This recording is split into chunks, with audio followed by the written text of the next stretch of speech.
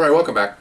Answering a story about supervision. I'm covering my 35 years now. I've got 19 years on. I'm a second step supervisor, just below top step, and I've had some people below me. I just explained a bunch of stories about being a supervisor, because before I was just bad mouthing the ones that I had to come up with, lieutenants and small amount of lieutenants, and a bunch of sergeants. Now I'm going up in the ranks now, and I'm meeting with top step detectives and being exposed to lieutenants, which is now. And I'll also tell you about what I have to do and my responsibilities as a supervisor, and all that good stuff. Okay, so if you want to ask me a question, questions are coming in, go here to rsbcopstories@gmail.com. Okay, answer me a question, and we got over 80 of these and climbing. And we also have 355 stories on realcopstoriesvideos.com. It's a lot of fun, humorous and gross and all that good stuff. So look them all up. They're all my babies. I love them all. Okay, now, like I said, I'm back now to track now. I'd gone off the track because I forgot to include some stories on the last video, which I did.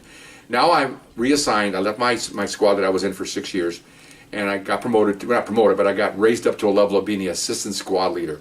And that's a prelude to being selected to be the top step, because you take an interview, oral interviews for these positions, and you go in as an assistant squad leader. That tells the board that you're actually handling squad functions, running the squad when your boss is off, coordinating investigations, coordinating undercover stuff. It shows that you're doing a lot more supervision than just being one of the worker bees. I was a worker bee supervisor, just handling some subordinates, but now you're assistant squad leader. So I had a partner of mine that we went to. It was a place we used to all go for dinner, cop bar pretty much, or cop restaurant in the evening. And I was looking for an assistant squad leader job. And this guy that I know, we were vice cops together, and now he's a top step, and he was looking for a assistant because his assistant got promoted. So all the planets lined up, and so he wanted me to go work for him. I thought it'd be great because it's my old partner, and we'll get along really well. So I had to tell my existing boss that I'm leaving. He didn't like that I left, but he knows that you need to move on, and I've been there 6 years now. That's long enough to establish yourself, and now you need to go on and do other things. So, with his, not his blessing, but reluctantly, he has no choice. Obviously, I left. Okay, so I go to this new squad. I left a squad with 6 of us, tenured guys, anywhere between 12 and 16 years on, detectives, been around a while, handled cases, experienced, a couple undercover guys. My new squad, it was me, the top step, and pretty much 4 brand new detectives. Okay. Okay, this means a lot of things. Okay, this isn't a kind of work or kind of job where you go down to a factory and they tell you, you put 15 screws on this panel and that's your job for the day, and you do that every day. Okay, police work is so many facets, and so when you become a detective, doesn't mean you know what you're doing. Just like you leave the academy. When they leave the academy, they're not cops, man. They're just a raw recruit that happened to graduate, and now you get out in the real world and learn how to do stuff with a training officer. Okay, same thing with detective. These guys, everybody takes exams. They come from all kinds of places, and they pass the different levels, and they make detective. And now they're given to us. Well, they don't know anything. They know a little bit. They're all young. They had I think one had 10 years on. No, one had 11 years on. One had 13. That's fine. But they all up until that time, they just did patrol functions. Tickets, family disputes, and all that. This is completely different. This is just a flip. This is long-term, long-scale, difficult, in-depth investigations. You have to talk to informants. You have to talk to other agencies. You have to talk to suspects. A lot of moving parts here. Okay, they don't know any of that. Okay, so and I found that out the first day, and I wish I had known that. But then again, I probably would have gone anyway, because again, I told you before in the other site some of the things I've talked about. If you have in our job, if you have easy, it's fun. But after a while, you want challenges, and if you conquer the challenges, it feels a whole lot better than conquering the routine that you did every single day. That sounds weird, huh? But some people like that. There's guys in our department that they get the same job every day. They get weekends off, holidays off. They do the same thing every single day, and that's fine. The reason why I say that's fine, because that way they can do that and leave me to do what I want to do. Okay, because I don't want to do that. I want challenges every day. I want to challenge. Well, it used to be challenged with doing cases, undercover and all that. But now my challenge is to supervise and coordinate and teach these kids, because I've got almost 20 on now, how to do this, because they all want to promote. They're detective ones now, and they want to go to the next step. And to go there, you got to learn. And now they're sponges, and I'm dishing out water to fill their sponges. Funny how weird that happened before. I'm just sponge sucking up all this stuff. Now my sponge isn't full, but it's getting close, and now I'm dispersing stuff to them so they can learn this. But it's very challenging when you're trying to do something. You get out there and, and of course my boss says, tells me, because I'm his choice, you're going to have to coordinate this. And so it's like, okay. So now we went out on our first case. Again, my case. I'm not supposed to be making cases because I'm the assistant, but no one's making cases, so I go look for cases. I'll give you an example. I'm going off, not really off the track here, but okay. I'm going to follow somebody. And I try to explain how this is. You basically, single person in each car. Oh, I'm losing my rack here.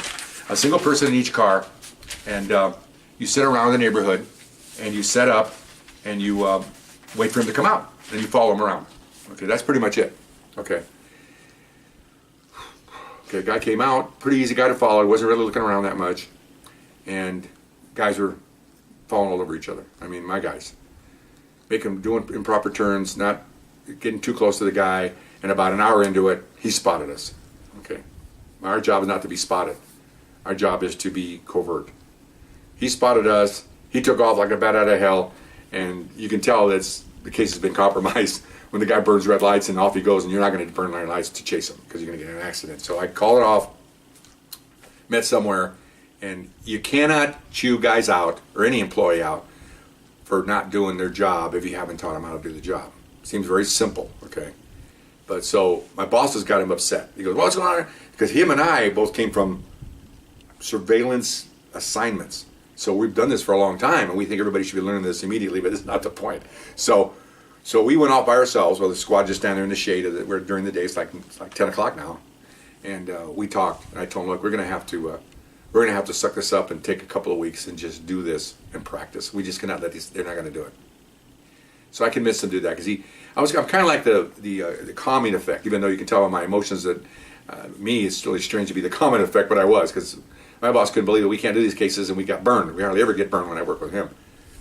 So what do?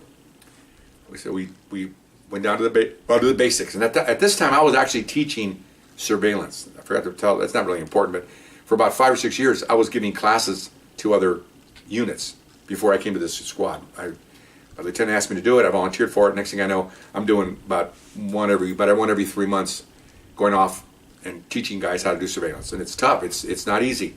It's like an hour and a half, 2 hours classroom, and then 2 or 3 hours. It's all day. And 2 or 3 hours following me with a camera sticking out the back of the window, and then go after about 20 minutes, maybe 15, then go back in the classroom, run the tape, and show all the mistakes were made, and then go back out and do it again. Do it again, so they know what it's like and how to do it. And it's amazing to watch the raw guys from the first taping. I'm getting off on a side note here. Teaching them that, although this is part of my supervisor responsibility, but anyway. And then going out the first time and watching the mistakes they made, and you can tell who was alert in class and who wasn't, okay? And then you come back in and it's not to ridicule, just to show, look, this is wrong, you stop, you pause, this is wrong, let's continue. Okay, that's not a good one, that's not a good turn. Shouldn't do that, and then they're like, oh, and then you're pointing people out. You drive a green car, and you're making those mistakes. It's you. You're the guy in the audience with the green car. Everybody looks at you, so it's like, but it's fun. I make it fun. I make it, light, and make jokes about it. And then, so they learn. And we go out the second time, and all of a sudden, the failure rate is really low. Like if they're making, on the first advance for 10 minutes, 15 minutes, they're making, this is an example, they're making 20 mistakes. Seems like a lot, but when you're following someone, you can make that many mistakes. Then you go back for the second section, they're making 5 mistakes. And you go back to the third section, and they'll make 1 or 2 mistakes. You can see they're learning how to do this, and they like it because as they're learning, they can see themselves on the tape going, man, we're getting good at this, because you got to be covert. You have to follow but not be seen. Very difficult. You watch these TV shows where here's a crook coming out of his car, and here's the officer across the street with binoculars. That ain't going to work. Never work. It's not going to work, okay? Never is it going to work, okay? We used to make jokes at the FBI, which incidentally, all a bunch of college graduates with degrees that go over there because you have to be. I used to teach those units. Worst surveillance people ever. And what makes them bad is they don't have the experience, okay, fine, but they don't listen because they're college graduates, okay? They don't listen to lowly police officers telling me how to do this. Then you show the video and they're just like, they're in awe of themselves because they don't realize that they can't do this. And I understand that, I'm not saying college degrees is the ultimate, but I'm just saying that when you achieve a degree and master's, whatever you have, you feel like you can master everything. You can do everything. I'm pretty sharp. Then you come on something simple as this, and they're frustrated because they can't do it. And it's fun to watch because I don't belittle them. I just talk about the same thing. This is wrong. Shouldn't do this. And then they're asking really good questions about how, because they're very, not anal, but they're very collective of the information and how they want to use it, because they're smart people. And so we go out again, and their failure rate drops almost like a cliff. It goes from 20 to 25 mistakes to like 2, because they're really suck it all up. And now their problem is, let's do it again. They can't stop doing it. They want to do it again because they're getting good at it. Okay, and that made me feel really good. They used to get commendations written in after they have a case. They succeed in a case, and they write me a commendation saying the only reason why we succeeded is because of your class, and my guys, the supervisor will write it, saying that they got it down. They followed the guy. We never got compromised, and we saw the exchange of whatever they were looking at, counterfeiting or whatever the feds do. And they're all excited because well, this is what they're supposed to be doing. But again, they if you don't know how to do it, you don't know how to do it. So we went back to my squad. So classroom, and they're all, well, why are we doing this? Well, because you guys suck at it. Okay. So we did the class. Then we went out and said, now we're going to go to a parking lot. We picked like a Ralph's Market parking lot. We're going to pick an easy one. We're going to pick a van in that parking lot. Somebody pick a van in that parking lot. When you see somebody pull in, we're going to follow that van. Just Joe Citizen. In this case, it was a lady citizen with her kid. Okay. So I said, okay, let's follow her and see what happens. All right. Okay. So she pulls in, she gets out with her kid, and we're just like we followed a crook. We set up around. We had one guy in the parking lot watching her car. We had, and then simple things like, if she's parked here, or say, let's put it this way, she's parked like this, and you don't park over here like this and watch her like 2 rows away. No. You turn around and go that way, and you watch her in the mirror. So if the crook comes out, he's looking for a tail, he'll look right at you. Okay, and you're staring at him. This way you look away and use your mirror. He's not even going to spot you in that car. We have tinted windows, so he won't even know that you're in there. So that just simple things like that. So anyway, so set up on her. I'm coordinating. My boss is watching. He's critiquing, which is the way it should be, because I'm teaching it, and I'm supposed to be teaching my own people, which is good. So she comes out, and off we go. Okay, and I'm like, I'm like somebody, I don't know what you call it, while we're rolling. Back up, don't make that turn. Make the turn now. Bill, back up a little bit. John, you're going too close. So and you can see as we're doing it, they're getting frustrated, but then we're getting better at it. Last thing you want to do is be right behind her. No.